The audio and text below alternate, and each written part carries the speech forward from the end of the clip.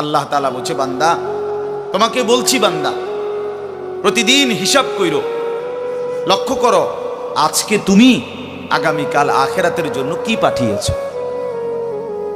ধরে নাও আজ তোমার মৃত্যু, তো এরপরে পৃথিবী থাকলে থাকতো আর কি, আমি তো আর নাই। আমি মরে গেলে ভাইয়া পৃথিবী মনে করো আরো অনেক দিন থাকছে, পৃথিবী ধ্বংস হয় নাই, বুঝলাম কিয়ামত আরো 100 কোটি বছর পরেই হোক না, কিন্তু আমি তো আর নাই, আমার হায়াত তো শেষ, আমি তো আর পৃথিবীতে ফিরবো না। তাই এরপরে পৃথিবীর সবাই যদি চাঁদের দেশেও চলে যায় আমার কি লাভ? এরপরে মানুষ সব যদি স্বর্ণের বাড়িতেও থাকে আমার কি ফায়দা? আমার ফায়দাটা কি ভাই? বাবা বলেন,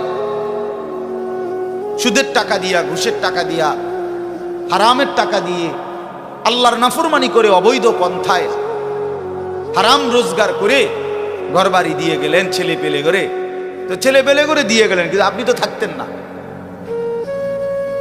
আপনি তো খুব অল্প সময়ের ব্যবধানে কবরে চলে যাবেন, তো সেই কবরে কেমনে থাকবেন? তো নিজের ঘরকে অরক্ষিত করে, নিজের ঘরে ডাকাত রাইখা আপনি বুঝি আরেকজনের ঘর বাঁচাইতে গেলেন। আপনার ঘরের আগুন লাগছে, আপনি বুঝি আপনার ঘর নিভাইবেন না। এই বোকামি আমাদের বয়স্ক লোকরা করেন। শেষ বয়সে হারাম টাকা, সুদের টাকা দিয়া, অবৈধ টাকা দিয়া, কিস্তিতে টাকা দিয়া ঘর করে দিছে, জমি কিনে দিছে, বাজারে ভিট লইয়া দিছে, দোকান নিয়ে দিছে, বিদেশ পাঠাইয়া দিছে, বাপ হিসাবে 12 লাখ টাকা সুদে লিছে, কিস্তিতে নিছে। হায় মুসলমান, কি করলেন? ওই বিদেশ যাইতে যাইতে যদি আপনি মরে যান,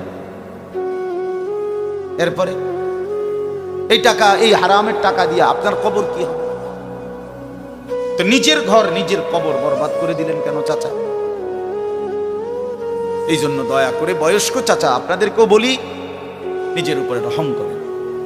60 বছর বয়স, এখনো বিড়ি সিগারেট খান, তো ছাড়বেন কোন দিন? 60 বছর বয়স, এখনো চা দোকানে বসে বসে রঙিন টেলিভিশনে নাচ গান দেখেন, তো ছেড়ে দিবেন কোন দিন চাচা? হ্যাঁ, আপনি মরবেন কোন দিন? কবরে যাবেন কোন দিন? এখনো সময় হয় নাই, আখিরাতের কথা মনে পড়বার টাইম আজও হয় নাই। 60 বছরও কবরের কথা মনে পড়লো না। আহা, কি পাষাণ মানুষ! মুসলমান এত শক্ত হয় কেমনে? ইমানদার এত কঠিন হয় কেমনে ভাইয়া? এই জন্য দয়া করে আল্লাহ তাআলা আমাদের কাছে চায়, বান্দা তোমাদের ইমান, তোমরা মুমিন, তোমরা আমার ইমানদার বান্দা। এই জন্য আমি তোমাদেরকে বলছি, ইত্তাকুল্লাহ, ইত্তাকুল্লাহ, ইত্তাকুল্লাহ, ইত্তাকুল্লাহ। তোমাদেরকে বলছি, আপন মনে করে বলছি, তোমাদের ইমান আমি নিলাম, তোমাদের মুসলমানের পরিচয়টা আমার দেওয়া। আমি যদি মুসলমান মায়ের ঘরে জন্ম না দিতাম, তো পৃথিবীর কোনো শক্তি তোমারে ইমানদারের ঘরে জন্ম দিতে পারতো না। আমি বানাইছি বান্দা, ইন্না খালাকনাল ইনসান, মানুষকে তো আমি সৃষ্টি করেছি, মিন নুতফাতিন আমশাজ,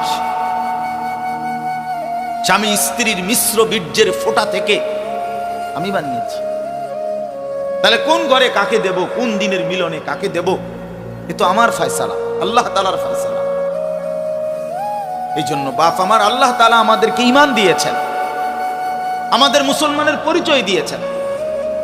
আমি 72 বছর বয়স, এমন বয়স্ক লোক, উনি হিন্দু, ওনারে আমি কালেমার দাওয়াত দিছিলাম 2.5 ঘন্টা, 3 জন আলেম নিয়া 2.5 ঘন্টা আমি উনারে বুঝাইছি। উনার 2 ছেলে মুসলমান হয়ে গেছে, মুসলমান বড় হয়ে গেছে, ওরা বাচ্চা কাচ্চা নিয়ে সংসার, কিন্তু ওই চাচা 72 বছর বয়স। আমি নিজে অজরে কাঁদছি বেচারার সামনে, ওই চাচার সামনে চোখের পানি ফেলে কাঁদছি। আমরা 3 জন মাওলানা কাঁদছি ওনার সামনে, যে চাচা আপনার 2টা ছেলে মুসলমান, আপনি কালেমাটা একটাবার পড়েন, আপনি জাহান্নামের আগুন থেকে বাইচা যাবেন। উনি বলতেছেন আমি এটা পড়বো না, পড়ে নাই, একবারও বলে না।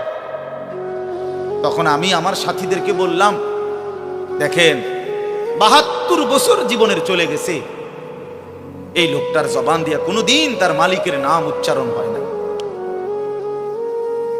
আর অথচ আমরা সেই ছোট্টবেলায় 2 বছর বয়সে মায়ের কাছ থেকে যখন কথা বলা শুরু হয়েছে, আমাদের মার মাধ্যমে, বাবার মাধ্যমে, ছোটবেলায় মক্তবের হুজুরের মাধ্যমে থেকে শুরু করে আজকে পর্যন্ত কত লক্ষবার, কত হাজারবার এই কালেমা আমরা আল্লাহ তাআলা আমাদেরকে উচ্চারণের তৌফিক দান করেছে।